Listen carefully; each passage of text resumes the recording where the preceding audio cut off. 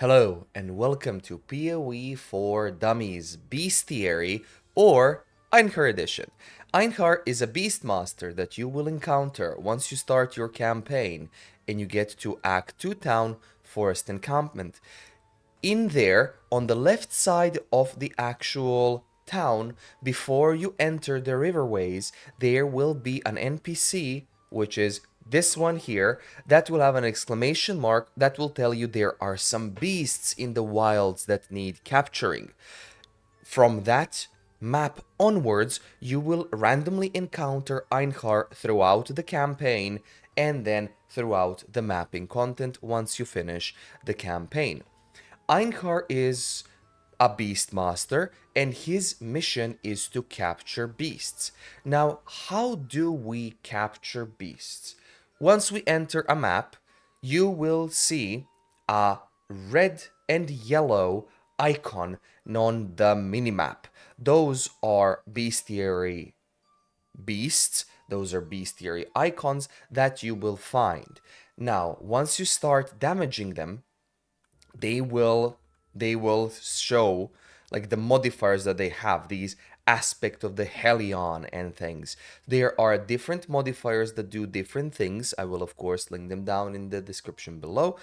They are not as important as most of these beasts. You will have no trouble capturing.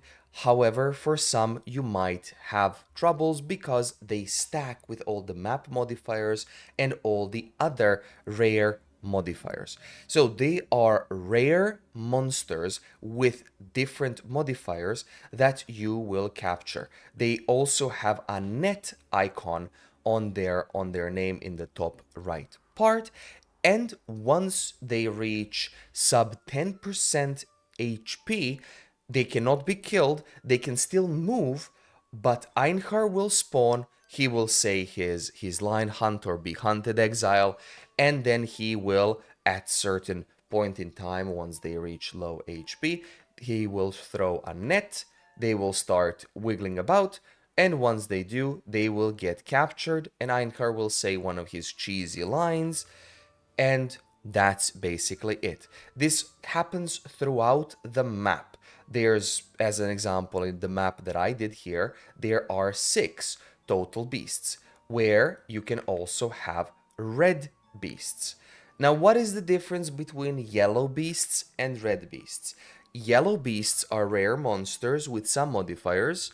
However, red beasts are pack leaders, which have better modifiers and that they are more difficult. But then you ask, okay, I've captured these beasts. What do I do with them? Well, you either speak to Einhar to visit the menagerie, or you can actually go to your waypoint and click your menagerie button. So let's visit the menagerie and see what that does. So once you enter the menagerie, this is how it looks. You get greeted by some different areas, but the most important area is the first one, which is the blood altar. Now, what does the blood altar do? Whenever you capture a beast, you will get a recipe. Usually when you capture a red beast, you will get a recipe for corresponding family. And when you get to the blood altar, you will see all the different crafts that you can possibly do with these beasts, and you will also see the beasts' names and any rare creatures that follow the beast in the pack. Now, all of these that have the image are red beasts. All of the rare creatures are the yellow beasts. So you can click on any of the items, let's say create a stack of 8 chromatic orbs, and you will see what beasts there are. You can, of course, change these for a different level when you click on them. You can change the rare beasts as well. You can choose whichever ones there are, whichever ones you want to pick. You can choose their item level, you can choose their things. That's basically it. And you can mix and match. Usually, you don't change these. You just get the one that is the either lowest item level or an average item level, depending on the content that you do. Tier 16 maps give you item level 83 beasts, white and yellow maps do the same for their corresponding item level. Now, does the level of the beast matter in any way? Yes and no. Yes, it makes the encounter more difficult. They disappear once you close the altar. And no, the rewards won't be difficult. They will just be a different item level. As an example, create a unique item. It would be item level 83. But if you do any other mob that's lower item level, that will reduce the item level of the unique item. Now, as an example, you can craft too many of these, but then how do we enhance this content? Well, Einhar has Scarabs. You can access Einhar by using Atlas passive points, which I will cover at the end, or you can access Einhar by using map Scarabs. Einhar has 4 different map Scarabs, which is Bestiary Scarab. Area contains Einhar with a limit of 1. You cannot add 2 Einhars. You have area contains Bestiary Scarab of the Herd. Area contains 5 additional red beasts if it contains Einhar. So if you can put this alone, but if the map does not contain Einhar, this scarab will just be eaten and you won't get the benefits. You can put 2 of these in, so it can have 10 additional red beasts if it contains Einhar. Third one, Bestiary Scarab of Duplicating, which creates a copy of beasts captured in area, which is also a limit 1. So basically you just duplicate whatever beasts you have. And there is Bestiary Scarab of the Shadowed Crow, which is area contains the Black Morrigan if it contains Einhar, and that's also limit 1. Now, who and what is Black Morrigan? Black Morrigan is the special unique beast that you can get, which has its own crafting repertoire. So you can have the most complex and the best crafting recipes, well, one of, using the Black Morrigan, at least for beginners. Black Morrigan can give you a Hinekora's Lock, which is a very expensive item that when used on your own item, it will show you what the next crafting option will be once you use the currency on an item. It's a very expensive thing to do, however, people still do it because of ultra crafting items, which is very, very useful. You can modify an item to have maximum possible links, maximum possible number of sockets. I will show you that example in a second.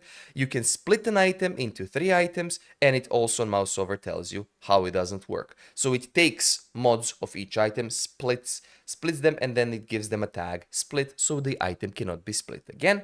Or you can craft level 30 aspect skills, and regular aspects can be done as level 20 skills.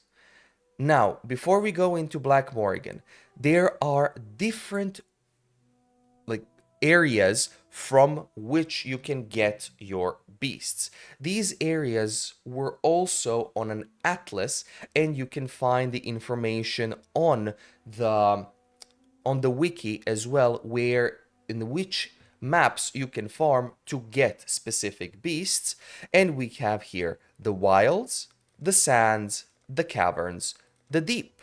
So these have their corresponding crafting options that you can grab. However, for beginners, this is not an important thing. This is for users that want to enhance their gameplay a bit more. How do we access Bestiary screen? We can do it either with Einhar, view Bestiary, or we can press H, which is usually the achievements and challenges button, to get the Bestiary, and we can see recipes and captured beasts.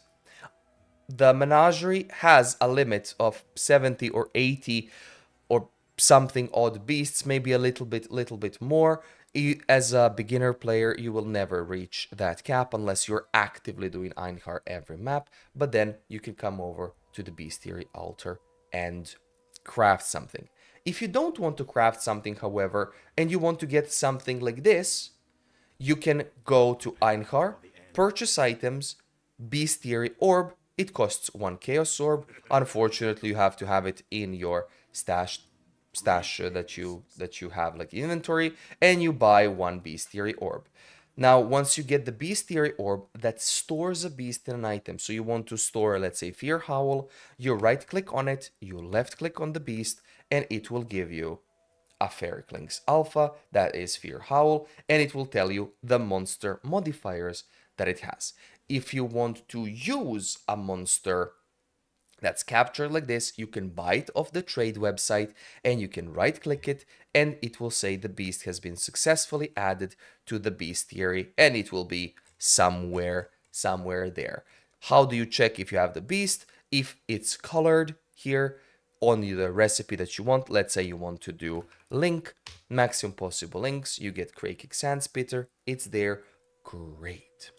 Okay, now to show you quickly how this works, I will put a chest piece that I've crafted as maximum possible sockets, and that will be on a helmet, gloves, boots, 4 socket item, on a 2 and a 1-handed weapons or shields or quivers. Some quivers can have that, but they need to have unique modifiers, maximum 3 sockets, and on 2-handed weapons, it is 6 sockets. So to have maximum possible number of sockets, you can see Black Morrigan is here and supporting beasts are there. So let's try to do that one.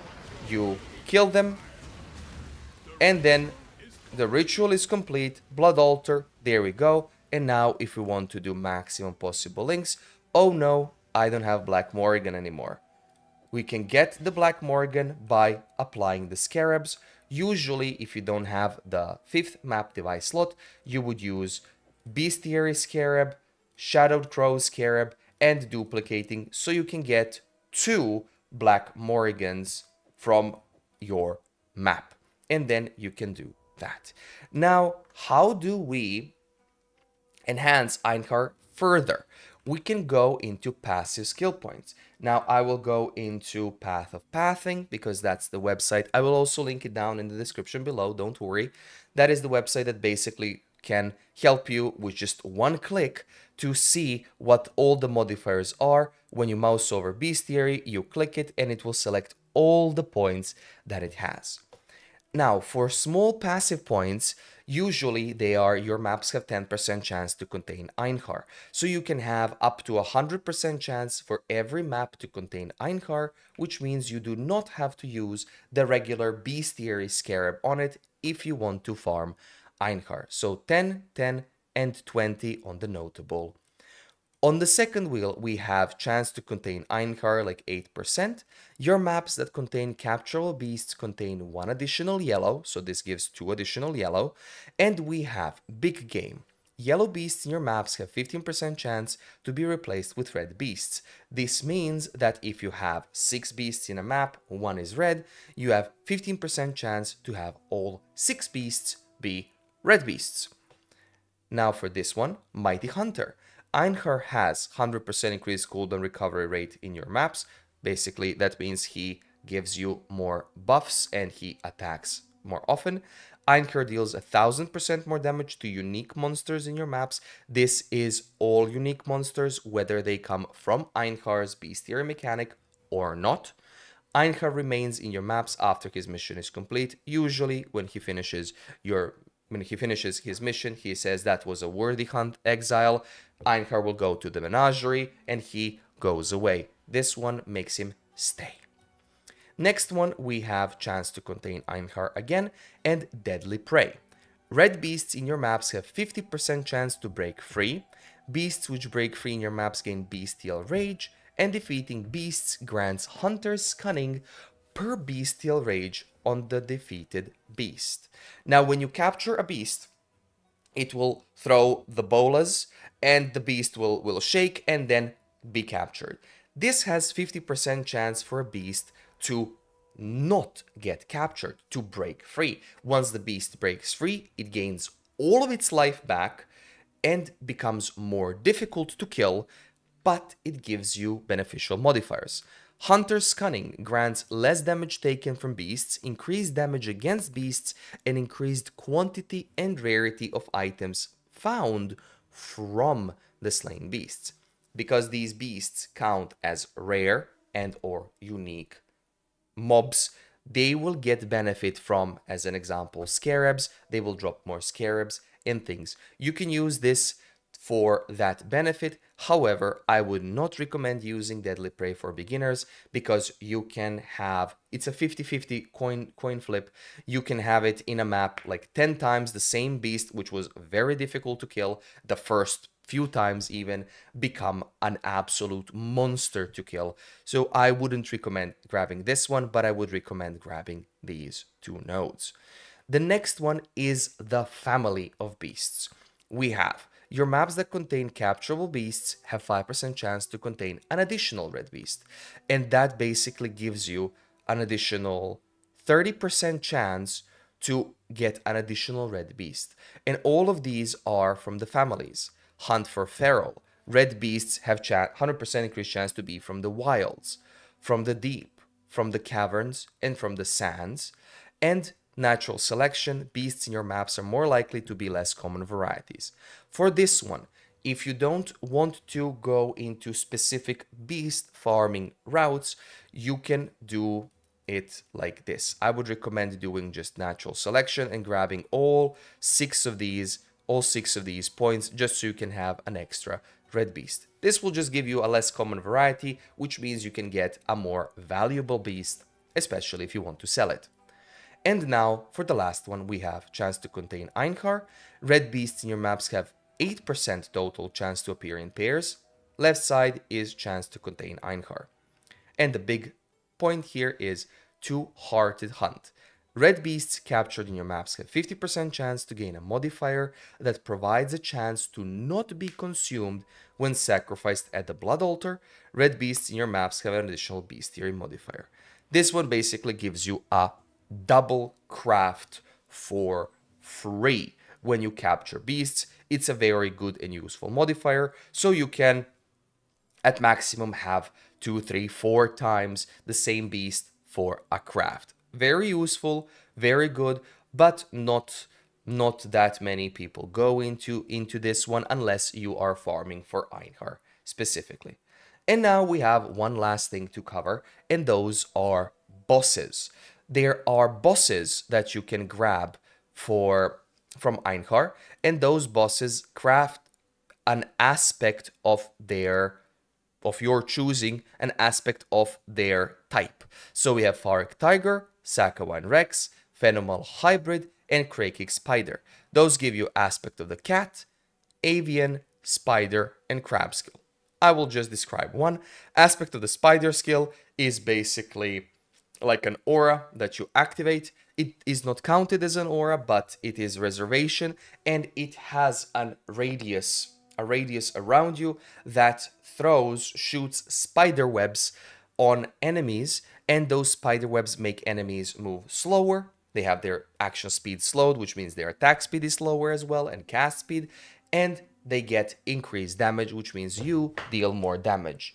Now, when you open a portal to their dens, you will go through a little area. You will get to them, kill them once or twice. Basically, they have some phases. They are not difficult beasts to kill. There's no need to cover all the mechanics that they have.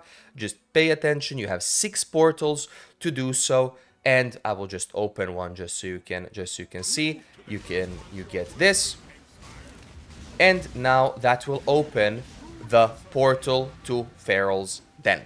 Once you get in and you kill Feral, you will have a chance to obtain his unique items, and you will get a craft for the aspect of the cat, if I'm not mistaken.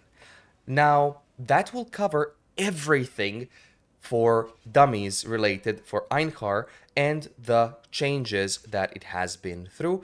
It's a very interesting mechanic that can also help you get suffixes on your flasks. So if you type in flask, you can add a mod to life and mana flask, and that's how you create these grants immunity to bleeding and corrupted blood suffixes of sealing. There it is. You can do it like that. You can hide unusable, the ones that you don't have. You can find a lot of different crafts here, a lot of expensive crafts, a lot of very cheap crafts. If you're unsure if the craft is expensive or not, you can always mouse over the beast and you can type it in the trade window and it will show you the price of the beast. So if it is in divines, you can probably assume that it is an expensive one. But that covers everything Einherjar has. This is a little outro. Sorry it has been a long video, but it is a very detailed one. So thank you so much for watching. If you like the video, please do give it a like, sub if you don't mind. Feel free to post down in the comments if you have any additional thoughts, or if you want to share with the community, if you are farming Einherjar, how that can be done on a better level. So thank you once again for watching, and I will see you in the next PoE for Dummies video or in the next stream.